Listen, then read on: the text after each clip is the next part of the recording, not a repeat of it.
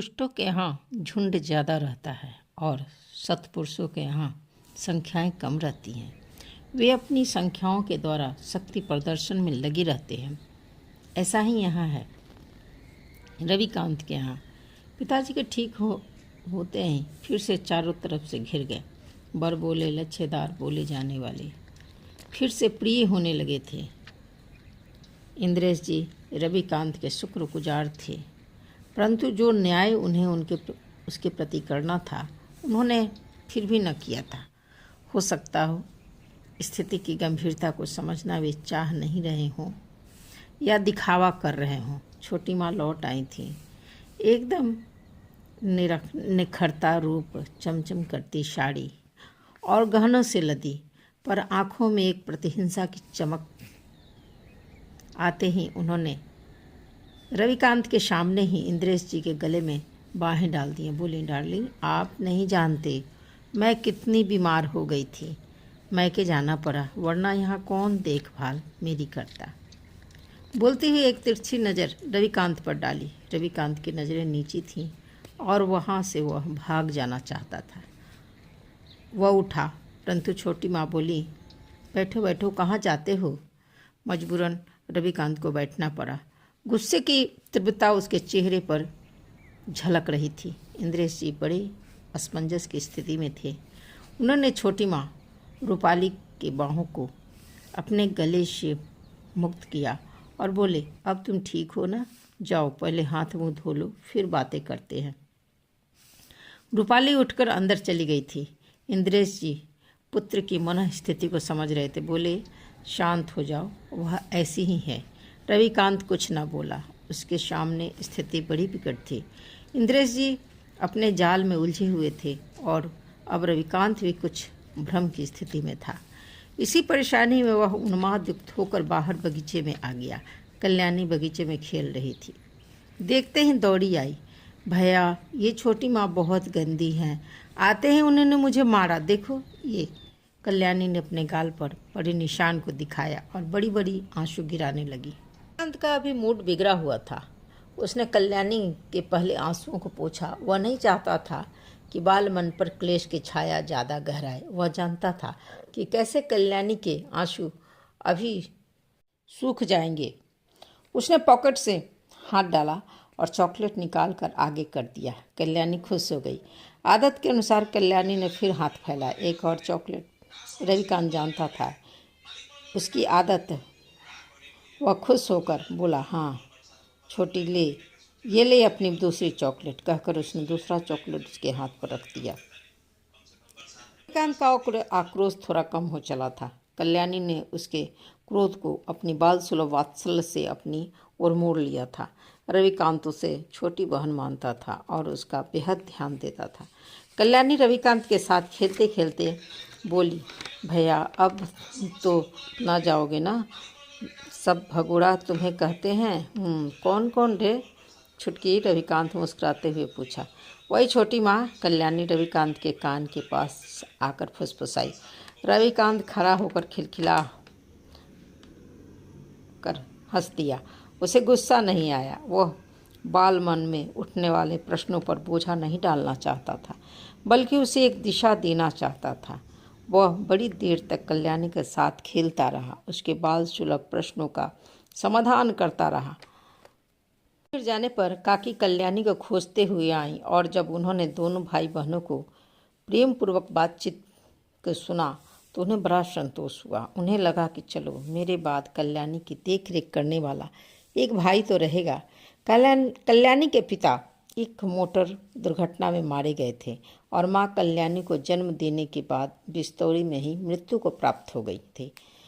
काकी ने बड़े कष्ट सहकर कल्याणी का पालन पोषण किया था। जन्म के 2 वर्ष बाद रविकांत ने घर को छोड़ दिया था और उसे भूला बैठा था, परंतु जब वह इस बार लौटा और कल्याणी को देखा तो उसका भातृत्व प्रेम उमड़ आया था। कल्याणी के साथ खेलते खेलते वह अपनी करवाहट को भूल गया था। थोड़ी देर बाद काकी कल्याणी को बुला ले गई थी। स्कूल से लौटकर वह स्कूल ड्रेस में थी और छोटी माँ के रूम में शीशे के सामने थी। छोटी माँ ने इसे 2 तमाचे जड़ दिए थे। उन्हें बर्दाश्त नहीं हुआ कि उनकी बिना इजाज़त के कल्याणी उनके कमरे को इस्तेमाल कर रही थी। छोटी बच्ची थी, हर कमरे में हमेशा से निसंकोच उसका जाना लगा रहता था। दरअसल छोटी माँ रूपाली खुद भी नहीं समझ पाई थी कि उसने कल्याणी को क्यों मारा। इसके पहले कल्याणी जब भी पास आती थी तो बड़े प्यार से उसके गुलाबी गालों को चूम लेती थी और 2 चॉकलेट उसके हाथ में रख देती थी। परंतु इस बार उनका मूड उखड़ा हुआ था और उसकी खुन्नस उसने कल्याणी पर उतार दिया था। रूपाली शायद अपने आप को अब असुरक्षित समझ रही थी। इंद्रेश जी से उसकी शादी के 5 वर्ष हो चुके थे, परंतु अभी तक उसकी गोद सोनी थी, जिसका सारा दारो मदार वह इंद्रेश जी को देती थी। उसके अंदर का मातृत्व का पौधा वह बिना खाद पानी के सूख रहा था। हालांकि इंद्रेश जी इसी बात से अनभिज्ञ न थे। उसकी पूर्ति के लिए उन्होंने कुछ जायदाद भी रूपाली के नाम कर दिया था, परंतु रूपाली का कहना था अगर इसे भोगने वाला ही न हो तो जायदाद का क्या करना। रविकांत से उसे ज़्यादा आशा न थी। रविकांत अपने में मस्त रहने वाला जीव था। उसको जेलसी हुई थी, परंतु उसका अनायास मैदान छोड़कर भागना उसको बहुत बुरा लगा था।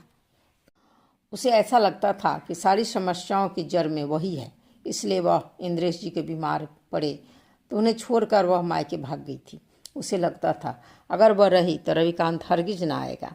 उसकी यह शंका निर्मूल न थी। काकी और उसकी दोनों की मिली भगत थी रविकांत को बुलाने की, जिसमें वे सफल भी हुई थी। परंतु प्रश्न यह था कि रविकांत को कितने दिन रोक कर रखा जा सकता है। वह पक्का फिर भागेगा। इधर प्रदीप सिंह, जो रूपाली का बड़ा भाई था, हर मैटर में बीच में पड़ने की उसे आदत हो गई थी। चूंकि वह बेरोजगार था तो अपनी माँ के विशेष अनुरोध के कारण रूपाली ने इंद्रेश जी से कहकर उसे फैक्ट्री में रखवा दिया था। वह अलग सिर का दर्द बन रहे थे। अब रूपाली के अपने निर्णय पर बड़ा अफसोस हुआ था, परंतु बात बिगड़ चुकी थी तो उसे संभालना जरूरी था।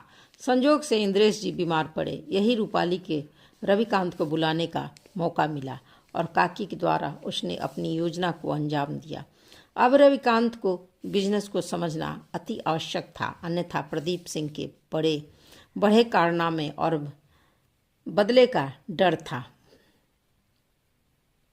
वरना प्रदीप सिंह के कारनामे और बढ़ने का डर था। रूपाली सच में अपने परिवार को बचाना चाहती थी। उसके लिए रविकांत का यहाँ रहना बहुत जरूरी था। वह भले ही रविकांत से 5-6 साल ही बड़ी थी, परंतु वह रविकांत को पुत्रवत स्नेह करती थी। अब उसे इंद्रेश जी को अपने विचारों से अवगत कराना था और उन्हें बिजनेस से रविकांत को धीरे धीरे सौंपना था। रात्रि को जब इंद्रेश जी कमरे में आए तो उन्होंने पूछा, क्या बात है, उखड़ी हुई हो क्यों? कल्याणी शिकायत कर रही थी कि तुमने उसका गाल लाल कर दिया है। तुम तो कभी उसे मारती नहीं थी।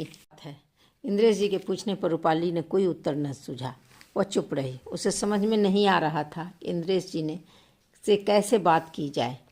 अगर वह सीधे सीधे अपनी बात रखती है तो इंद्रेश जी कहेंगे कि तुम अपना दिमाग ना लगाओ, मैं सब ठीक कर दूंगा। उनके सब ठीक करने के चक्कर में ही रविकांत भागा था। उसने केवल इतना ही कहा, अरे उसने कुछ शैतानी की होगी, अन्यथा उसे कभी न मारती। छोड़िए इन बातों को। अब आपकी तबीयत कैसी है? तबीयत कैसी रहेगी? तुम तो एक बार भी नहीं आई हॉस्पिटल में। इंद्रेश जी बोले, अगर मैं आती तो फिर रविकांत न आता, इसलिए उसे बुलाने और हॉस्पिटल भेजना सबसे ज़रूरी था। और सुनो, मैं कोई दिल्ली नहीं गई थी, मैं यहीं अपनी दोस्त के घर में थी ताकि मैं आप पर भी ध्यान रख सकूं।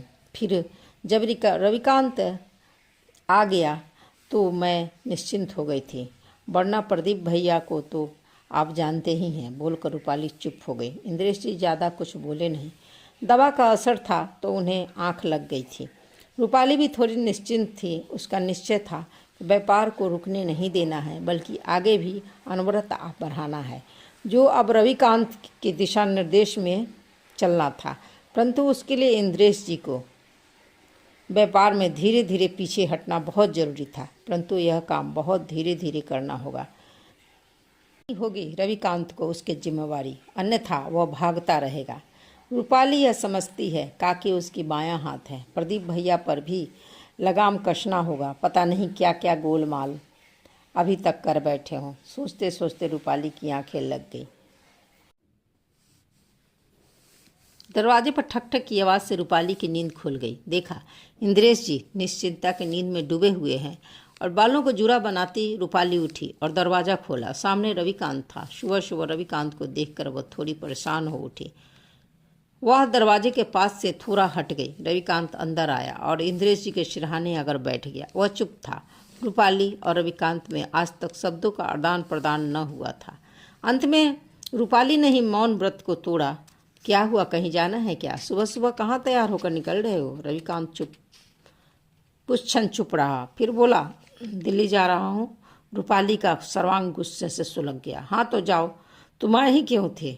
अगर जाना ही है तो पूछना क्या? इंद्रेश जी की देखभाल तो शायद मैं कर भी लूँ, परंतु तुम्हारे व्यापार की देखभाल का ठेका मैंने न लिया है। ऐसा करो, जाने के पहले अपने व्यापार को या तो दान कर दो या विक्रय में लगा दो। तुम्हारे पिता की अवस्था तो ऐसी नहीं है कि वे पुनः तुम्हारे व्यापार को संभालें। रूपाली एकदम फट पड़ी थी, परंतु रविकांत शांत रहा। उसी शांति में उसने कहा, ये व्यापार मेरा कभी न था और न है। इसके जनक मेरे पिता हैं। रूपाली ने बात पकड़ ली। जैसे तो तुम्हारे जनक कौन हैं? और जो अभी ये रुग्णावस्था में पड़े हुए हैं, इनकी देखभाल कौन करेगा? और जो उन हजारों वर्कर हैं जिनका जीवन यापन इस व्यापार की श्रृंखला से चलता है, उसका क्या? फिर तुम्हारे मामा जो अभी ज़्यादा हाथ पांव चला रहे हैं, कहीं पूरी नाव न डुबा दें। डुबाते हैं तो डुबाएं, मेरा क्या? सब ईश्वर के सहारे हैं, वही करता धरता है। मैं बैरागी हूँ, मुझे इससे कोई लाग लपेट नहीं है। रविकांत बोला। रूपाली उसकी बातों को सुनकर अंदर से टूट रही थी। बोली, वैराग्य भागने का नाम नहीं होता है, बल्कि वैराग्य जिम्मेवारी निभाकर भी प्राप्त किया जा सकता है। अपने कर्तव्य पर सजग रहकर भी वैराग्य को ग्रहण किया जा सकता है। वैराग्य लंबी जटाओं और कमंडल में नहीं होता। सोचो, 1000-1500 व्यक्ति तुम्हारे व्यापार पर आश्रित हैं। उनका और उनके परिवार का जीवन यापन इस पर निर्भर है। जीवन ईश्वर का दिया हुआ है। कुछ तो कारण होगा इस शरीर धारण करने का। अगर तुम्हारे कारण अगर एक व्यक्ति को भी भोजन मिलता है तो यह बहुत बड़ी बात है। जीवन सफल होता है। फिर तुम्हारे कंधे पर तो 1000-1500 व्यक्तियों के जीवन यापन की जिम्मेदारी है। हर व्यक्ति के जीवन में एक समय युद्ध भूमि का अवसर आता है। अब यह तुम्हारे ऊपर है कि तुम क्या चुनते हो। अगर आज भागोगे तो कभी खुद को न पा सकते हो। लंबी जटाओं, कमंडलों और रुद्राक्ष की मालाएं धारण करना बहुत आसान है, परंतु गृहस्थ पथ पर चलकर अपने आप को वैरागी बनाकर रखना सबसे कठिन है। कर्म भूमि तुम्हारा इंतजार कर रही है। कहते हुए रूपाली की आंखें भरभरा कर बरसने वाली थी। उसे अंतिम सहारा छीनता हुआ सा महसूस हो रहा था। आखिर वह करती भी क्या? वह सीधे बाहर निकलकर पीछे के बगीचे में चली गई और झूले पर बैठकर गुस्से से प्रज्वलित अपने शरीर के ताप को कम करने की कोशिश में उसकी आंखें झरने जैसी बहने लगीं। तभी किसी ने पीठ पर हाथ रखा। मुड़कर देखा तो काकी थी। काकी ने उसकी पीठ थपथपाई। सब ठीक हो जाएगा, ईश्वर सब ठीक करेंगे।